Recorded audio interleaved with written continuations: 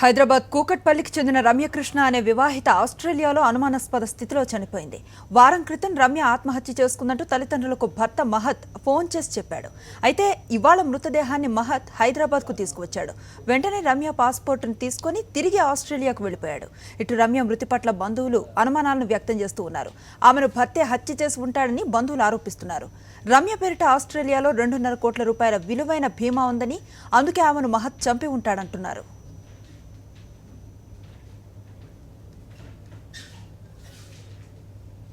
రమ్యకృష్ణ అనుమానాస్పద మృతికి సంబంధించిన పూర్తి వివరాలను మా కరెస్పాండెంట్ శివశంకర్ అందిస్తారు. శివశంకర్, అసలు ఏం జరిగింది? అనుశ్రీ, ఆస్ట్రేలియాలోని మెల్బోర్న్లో ఉన్నటువంటి రమ్యకృష్ణ ఈ నెల 17న అనుమానాస్పద స్థితిలో మృతి చెందింది. దానికి సంబంధించిన సమాచారం రమ్యకృష్ణ యొక్క తల్లిదండ్రులు కూడా ఇచ్చాడు. నిన్న రాత్రి మెల్బోర్న్ నుంచి తను మృతదేహాన్ని తీసుకొని రావడం జరిగింది. మహంత్ ఇక్కడికి వచ్చిన తర్వాత తను మృతదేహాన్ని వీళ్ళకి అప్పచెప్పి తిరుగు తను అదే ఫ్లైట్లో మళ్ళీ రిటర్న్ అవ్వడం జరిగింది. అయితే ఆ రమ్యకృష్ణ మృతి పైన ఆ రమ్యకృష్ణ తల్లిదండ్రులతో పాటు ఆ బంధువులు కూడా తీవ్ర ఆరోపణలు చేస్తున్నారు. ఖచ్చితంగా అది ప్లాన్ ప్రకారం అతను మర్డర్ చేసి అంటున్నారు. ప్రస్తుతం రమ్యకృష్ణ యొక్క బంధువులు ఉన్నారు. సార్, ఈ నెల 17న రమ్యకృష్ణ చనిపోయిన తర్వాత అసలు ఏం జరిగింది? అంటే అది మర్డర్ అనుకుంటున్నాను, లేదంటే అనుమానాస్పద మృతి అనుకుంటున్నారు? మాకు డౌట్స్ ఉన్నాయండి, but we can't say clearly. నేను రమ్యకృష్ణ వాళ్ళ ఓన్ బ్రదర్ని. ఈ నెల 17న 10 o'clock ఇండియన్ టైం 10 o'clockకి మా మదర్కి కాల్ చేశారండి. నార్మల్గా ఇంట్లో విషయాలన్నీ మాట్లాడుకున్నారు. అంతా బాగానే ఉందని ఫోన్ పెట్టేశారు. 2 hours తర్వాత మళ్ళీ కాల్ వచ్చింది, మాకు హ్యాంగ్ చేసుకున్నారు. ఏం జరిగింది అంటే ఏమీ చెప్పట్లేదు. జస్ట్ చిన్న గొడవ అయింది, చిన్న గొడవ వల్ల వెళ్ళి హ్యాంగ్ చేసుకున్నారని చెప్పేసి చెప్తున్నారు. కానీ చాలా రోజుల నుంచి డౌరీ హెరాస్మెంట్ నడుస్తుంది. అది మా అక్క సస్టైన్ చేశారు, మాకు రివీల్ చేయలేదు. ఫస్ట్ టైం మనీ అడిగినప్పుడు మా డాడీ వాళ్ళ బిజినెస్ కోసం అని హెల్ప్ చేశారు. అప్పుడు కూడా హెరాస్మెంట్ జరిగిందనే విషయం మాకు తెలియదు. తర్వాత తెలిసింది. ఇప్పటివరకు ఎంత కట్నం ఇచ్చారు? తర్వాత అదనం కట్నం కింద ఈ మధ్యకాలంలో ఏదన్నా చనిపోకముందు మిమ్మల్ని అడగడం జరిగిందా? మేము ఒక ప్రాపర్టీ ఇచ్చామండి, 1 crore వర్త్ ప్రాపర్టీ ఇచ్చాము. ఒక అప్రాక్సిమేట్లీ 1 kg బంగారం ఇచ్చాము. అండ్ వాళ్ళు బిజినెస్ పెట్టుకోవడానికి మేమే ఆస్ట్రేలియాకి మా డాడీ 25 lakhs ఇచ్చారు, స్పాన్సర్ చేశారు. అది కాకుండా 40 lakhs లిక్విడ్ క్యాష్ తీసుకున్నారు. ఇప్పుడు చనిపోయిన తర్వాత మీరు ఏదైనా కేసు పెట్టడం జరిగింది? అసలు ఎందుకు చనిపోయిందని ఏదన్నా మహంతి మీకు చెప్పే ప్రయత్నం చేశాడా? చనిపోయిన తర్వాత ఏం జరిగింది? అసలు ఇంట్లో చనిపోయిందా, లేదంటే హాస్పిటల్లో చనిపోయిందని 2-3 కారణాలు ఉన్నాయి. హ్యాంగ్ చేసుకున్నారని చెప్పారు. యాక్చువల్లీ ఇక్కడ మనలాగా అక్కడ బాడీ టచ్ చేయకుండా అలా ఏం లేదు. సో మహంత్ బాడీ దించేశాడని చెప్పారు. సూసైడ్ నోట్ కూడా ఎక్కడ దొరకలేదని చెప్పారు. ఎందుకంటే మా అక్క బాడీ దించిన తర్వాత 45 minutes కానీ పారామెడిక్స్ రాలేదు. సో ఆ లోపల ఆ రూమ్లో ఏం జరిగింది అనేది గాడ్ నోస్, మాకైతే తెలియదు. మేము డౌట్స్ రేస్ చేసి కంప్లైంట్ రాసి ఇచ్చి వచ్చాను నేను. ఇక్కడ కూడా కేసు ఫైలప్ చేస్తాం. నిన్న వచ్చిన తర్వాత, అంటే ఎయిర్పోర్ట్కి వచ్చిన తర్వాత మహంతి మీకు డెడ్ బాడీ అప్పగించిన తర్వాత అతనితో మాట్లాడడం జరిగింది. అతను ఏం చెప్పాడు మీతో? నిన్న యాక్చువల్లీ మమ్మల్ని బ్లాక్మెయిల్ చేశారండి. నిన్న నైట్ యాక్చువల్లీ అక్కడ డెడ్ బాడీని మా డాడీకి హ్యాండ్ ఓవర్ చేయమని అడిగాము. కానీ ఇక్కడ హ్యాండ్ ఓవర్ వాళ్ళ చిన్నబ్బాయి వాళ్ళ బ్రదర్కి రాశారు. సో ఆయన సైన్ పెడితేనే బాడీ బయటకు వస్తుంది.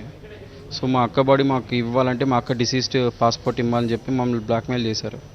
సరే, ఆ కండిషన్లో మా అక్కను వదులుకోలేం కాబట్టి మేము పాస్పోర్ట్ ఇచ్చేసి మా అక్కను తీసుకొని వచ్చేసాం. వెంటనే వాళ్ళు డిసీజ్ పాస్పోర్ట్ తీసుకొని వెళ్ళిపోయారు.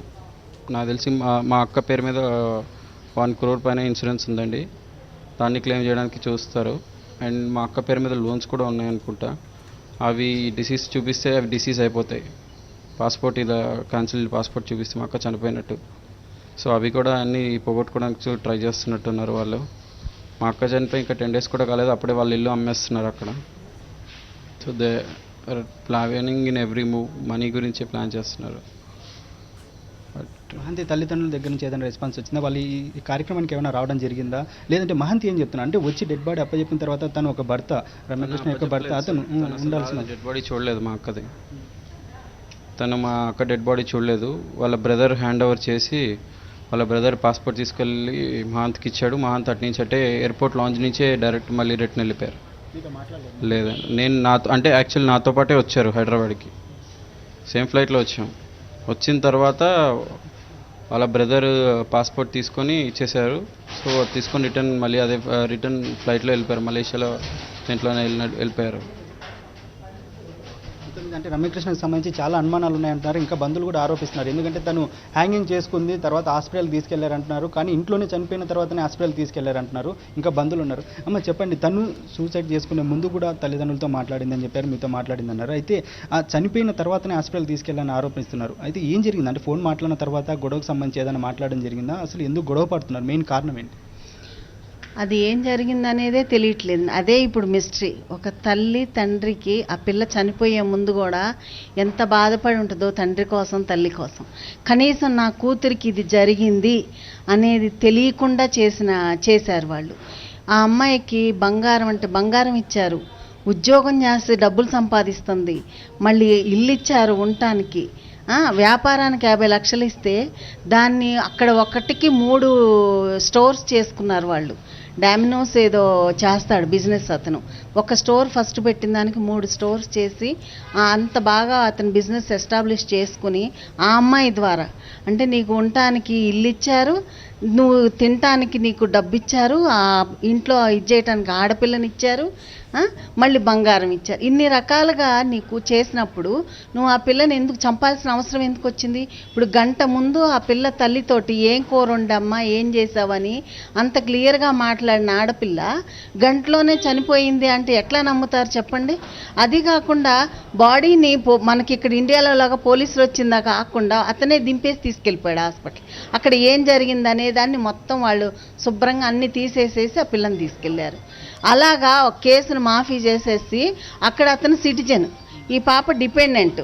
అంటే అతను సిటిజన్షిప్ ఉంది కాబట్టి అతను అనుకూలంగా ఆస్ట్రేలియాలో అయితే ఏం చేయలేరు అన్న దీంతో అంత దుర్మార్గం ఎవరైనా ఉంటారండి? భార్య చనిపోతే భార్య శవం చూడకుండా భార్యను తీసుకొచ్చి పాస్పోర్ట్ తీసుకుని అదే ఫ్లైట్లో రిటర్న్ వెళ్ళిపోయాడంటే అతను ఎంత దుర్మార్గుడో ఇక్కడ ఆలోచించుకోవాలి. ఆర్థిక పరిస్థితి అంటే అదనం కట్నం కోసమే చంపాడు అనుకుంటారు, లేదంటే వేరే కారణాలు ఏమైనా ఉన్నాయా మీకు తెలిసినంత వరకు? ఒక విషయం అతని తండ్రి గురించి చెప్తానండి. అతని తండ్రి పాపని నీ జీతం ఎంత, శాలరీ ఎంతమ్మా నీకు అని అడిగితే ఆ పాప శాలరీ చెప్పింది. నేను ఒక్కరోజు ఒక ఫైల్ మీద సంతకం పెడితే నాకు అన్ని వేలు వస్తాయి, అంత వస్తుంది, నువ్వు నెలంతా కష్టపడి ఇంత తెస్తున్నావా అని చులకనగా మాట్లాడాడంటే వాళ్ళు ఎంత డబ్బు మనుషులో మీరు ఆలోచించండి. అలాగే అతను గవర్నమెంట్ ఎంప్లాయీ, వరంగల్లో ఇందులో ఎలక్ట్రికల్ దానిలో గవర్నమెంట్ జాబ్ చేస్తున్నా అంట, ఏడీనో ఏఈనో. అంటే నువ్వు ఎంత లంచాలు తింటే నువ్వు ఆ రకంగా మాట్లాడుతావు? ఒక ఆడపిల్లని నెలంతా కష్టపడి నీతిగా సంపాదిస్తుంది, నువ్వు అవినీతితో ఒక ఫైల్ మీద సంతకం పెట్టి నేను సంపాదించానని చెప్పి నువ్వు అంత చండాలంగా చెప్పుకుంటాను. మరి అతను సిగ్గెలా లేదో అర్థం కావట్లా. అంటే ఆ రకంగా డబ్బు సంపాదించి డబ్బు డబ్బు డబ్బు ఒక డబ్బు పిశాచిలాగా తయారైన తర్వాత బంధాల మీద ఏమి ఉండదండి వాళ్ళకి కావాల్సింది కేవలం డబ్బు. ఇవాళ ఈ పాప అయింది, రేపు ఇంకొక ఆడపిల్లని ఇస్తారు ఎవరో ఒకళ్ళు, ఏయో మభ్య పెడతారు చెప్తారు, ఇంకొక ఆడపిల్లని తీసుకెళ్ళి మళ్ళీ ఆడపిల్లని అలా చేస్తారు. ఇలాంటి క్రూరులకి, ఇలాంటి నరూప రాక్షసులు ఖచ్చితంగా శిక్ష పడాలండి. ఏం డిమాండ్ చేస్తున్నారు? అంటే తను మర్డర్ అని చెప్పి మీరు అంటున్నారు, అతనేమో ఆత్మహత్య చేసుకున్నారు. దీనికి సంబంధించి ఏదైనా కేసు పెట్టడం ఏదైనా జరిగిందా? ఏదైనా ప్లాన్ చేస్తున్నారు? ఇక్కడ కేసు పెట్టారండి, ఇక్కడ కేసు పెట్టారు. హౌసింగ్ బోర్డు కాలనీలో కూడా కేసు పెట్టాం. అసలు రమ్య గ్రౌండ్, రమ్య సెంటర్ అంటే నా పాప పేరండి ఇక్కడ హౌసింగ్ బోర్డులో. అంత ఇప్పుడు ఇందాక మీరు చూశారు కదా ఎంతమంది వచ్చారు పబ్లిక్. అంటే ఒక చిన్న అమ్మాయి అండి, ఆ అమ్మాయి చనిపోయినందుకు ఇంతమంది పబ్లిక్ వచ్చారంటే ఎంత అనుబంధము, చుట్టుపక్కల వాళ్ళతో కూడా కాలనీలో ఎంత అనుబంధం ఉందో. ఇంత చిన్నప్పటి నుంచి అండి కాలనీలో తిరిగింది ఆ పిల్ల, అందరి ఇళ్ళకి వెళ్ళేది. అలాంటి పిల్లని పెళ్లి చేసి ఒక మంచి సంసారం ఏర్పరిచానని తండ్రి అనుకున్నాడు, ఒక మంచి భర్తను చేసుకున్న పిల్లా పేపలతో నేను చల్లగుంటాను ఆ అమ్మాయి అనుకుంది. ఈ రకంగా ఉన్న పచ్చని దీన్ని నాశనం చేశారు. అన్నదమ్ములు ఇద్దరికి ఒక్కటే ఆడపిల్లండి, అపురూపంగా ఉమ్మడి కుటుంబంలో పెరిగింది ఆ పిల్ల, బయట పిల్ల కూడా కాదు. ఓర్పు సహనం కూడా చాలా ఎక్కువ. అలాంటి పిల్లని ఇంట్లో ఏం జరుగుతుందని చెప్తే తల్లిదండ్రులు బాధపడతారని ఇచ్చేసిన పిల్లని ఈ రకంగా చంపేసి చేశారు. ఏ పాస్పోర్ట్ తీసుకుని వాళ్ళు వెళ్ళిపోయారు, అదే పాస్పోర్ట్ తోటి వాడిని మళ్ళీ తీసుకురావాలండి ఇక్కడికి. మీద చూస్తున్నాం అంటే పాస్పోర్ట్ తీసుకుని వెళ్ళిపోయి ఇన్సూరెన్స్ క్లెయిమ్ చేసుకున్నటువంటి ఖచ్చితంగా అతన్ని తీసుకురావాలి, ఇండియాకి తీసుకురావాలి, అతన్ని కఠినంగా శిక్షించాలంటున్నారు. అక్కడ కూడా ఆస్ట్రేలియాలో కేసు పెట్టారు. ఇక్కడ కేపీహెచ్పీలో కూడా కంప్లైంట్ చేశాం. మహంతిని కఠినంగా శిక్షించాలని చెప్పి రమ్యకృష్ణ తరపు బంధువులు అయితే ఆరోపిస్తున్నారు. Anushri. Right, thank you Shivshankar.